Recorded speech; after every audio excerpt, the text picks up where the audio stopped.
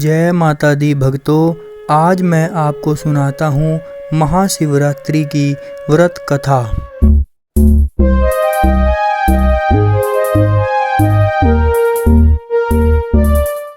भक्तों, पूर्व काल में चित्रभानु नामक एक शिकारी था। जानवरों की हत्या करके वह अपने परिवार को पालता था। वह एक साहूकार का कर्जदार था, लेकिन उसका ऋण समय पर नहीं चुका सका। क्रोधित साहूकार ने शिकारी को शिव मठ में बंदी बना लिया। संयोग से उस दिन शिवरात्रि थी। शिकारी ध्यान मग्न होकर संबंधी धार्मिक बातें सुनता रहा। चतुर्दशी को उसने शिवरात्रि व्रत की कथा भी सुनी। शाम होते ही साहूकार ने उसे अपने पास बुलाया और ऋण चुकाने के विषय में बात की। शिकारी अगले दिन सारा ऋण चुका देने का वचन देकर बंधन से छूट गया। अपनी दिनचर्या के भांति वह जंगल में शिकार के लिए निकला, लेकिन दिन भर बंदी गृह में रहने के कारण भूख प्यास से व्याकुल था। शिकार खोजता हुआ वह बहुत दूर निकल गया। जब अंधकार हो गया तो उसने विचार किया कि रात जंगल में ही बितानी पड़ेगी। वह एक तालाब के किनारे एक बेल के पेड़ पर चढ़कर रात बीतने का इंतजार करने लगा। बिलव वृक्ष के नीचे शिवलिंग था, जो बिलव पत्रों से ढका हुआ था। शिकारी को उसका पता न चला। पड़ाव बनाते समय उसने जो टहनियाँ तोड़ी, वे संयोग से शिवलिंग पर गिरती चली गई। इस प्रकार दिन भर भूखे प्यासे शिकारी का व्रत भी हो गया और शिवलिंग पर बिलव पत्थर भी चढ़ गए। एक पहर रात्रि बीत जाने पर एक गर्भिणी हिरनी तालाब पर पानी पीने पहुंची। शिकारी ने धनुष पर तीर चढ़ाकर ज्यों ही प्रत्यंचा खींची, हिरनी बोली, मैं गर्भिणी हूँ, शीघ्र ही प्रसव करूँगी। तुम एक साथ दो जीवों की हत्या करोगे, जो ठीक नहीं है। मैं बच्चे को जन्म देकर शीघ्र ही तुम्हारे समक्ष प्रस्तुत हो जाऊंगी, तब मार लेना। शिकारी ने प्रत्यंचा ढीली कर दी और हिरनी झाड़ियों में लुप्त हो गई। प्रत्यंचा चढ़ाने और ढीली करने के समय कुछ बिलव पत्थर अचानक ही टूटकर शिवलिंग पर गिर गए। इस प्रकार उससे अनजाने में ही प्रथम पहर का पूजन भी संपन्न हो गया। कुछ ही देर बाद एक और हिरनी वहां से निकली। शिकारी की प्रसन्नता का ठिकाना न रहा। समीप आने पर उसने धनुष पर बाण चढ़ाया। तब उसे देख हिरनी ने विनम्रता पूर्वक निवेदन किया, हे शिकारी, मैं थोड़ी देर पहले ऋतु से निवृत्त हुई हूँ, कामातुर विरहिणी हूँ, अपने प्रिय की खोज में भटक रही हूँ। मैं अपने पति से मिलकर शीघ्र ही तुम्हारे पास आ जाऊंगी। शिकारी ने उसे भी जाने दिया। 2 बार शिकार को खोकर उसका माथा ठनका। वह चिंता में पड़ गया। रात्रि का आखिरी पहर बीत रहा था। इस बार भी कुछ बिलव पत्थर धनुष से लगकर शिवलिंग पर जा गिरे तथा दूसरे पहर की पूजन भी संपन्न हो गई। तभी एक अन्य हिरणी अपने बच्चे के साथ उधर से निकली। शिकारी के लिए यह स्वर्णिम अवसर था। उसने धनुष पर तीर चढ़ाया और देर नहीं लगाई। वह तीर छोड़ने ही वाला था कि हिरणी बोली, हे शिकारी, मैं इन बच्चों को इनके पिता के हवाले करके लौट आऊंगी। इस समय मुझे मत मारो।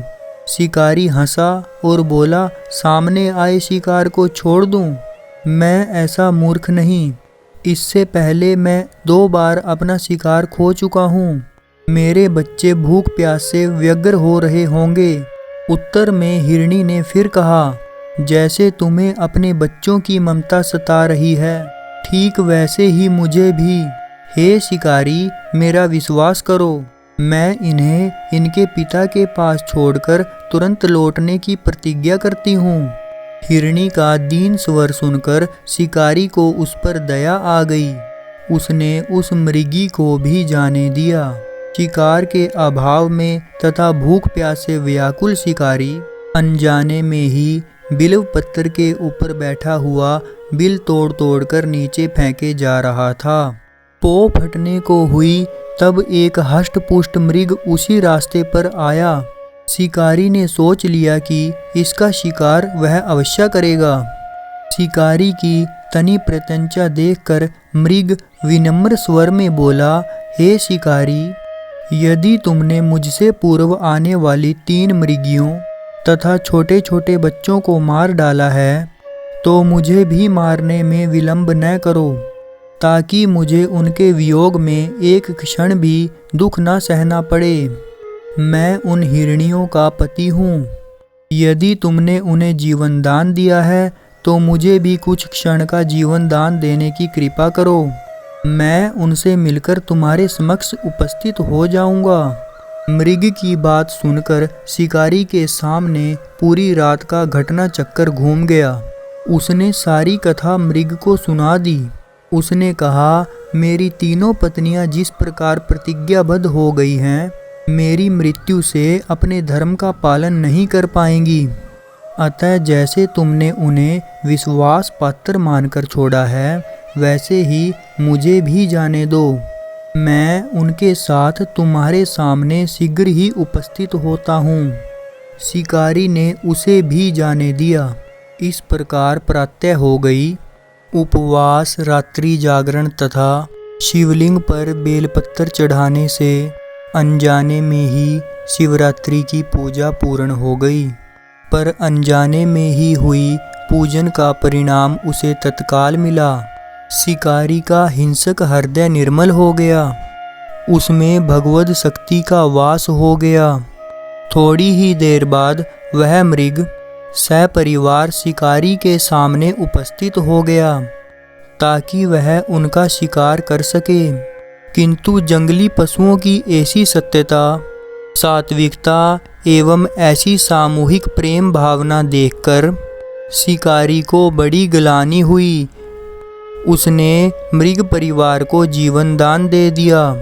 अनजाने में शिवरात्रि के व्रत का पालन करने में भी शिकारी को मोक्ष की प्राप्ति हुई। जब मृत्यु काल में यमदूत उसके जीव को लेने आए तो शिवगणों ने उन्हें वापस भेज दिया तथा शिकारी को शिवलोक ले गए। शिव जी की कृपा से ही अपने इस जन्म में राजा चित्रभानु अपने पिछले जन्म को याद रख पाए तथा महाशिवरात्रि के महत्व को जानकर उसका अगले जन्म में भी पालन कर पाए। भक्तों, हमें इस शिव कथा से यह संदेश मिलता है कि अनजाने में किए गए शिव व्रत से भी प्रसन्न होकर शिव शंकर भोलेनाथ हमें मोक्ष प्रदान कर देते हैं। तो ये थी भक्तों महाशिवरात्रि की पावन कथा। आपको कैसी लगी प्लीज़ लाइक, शेयर और कमेंट करके ज़रूर बताना। और हाँ भक्तों, मेरी आने वाली कथाओं और कहानियों का स्मरण करने के लिए चैनल को सब्सक्राइब करना और बेल आइकन को प्रेस करना ना भूलना। जय भोलेनाथ।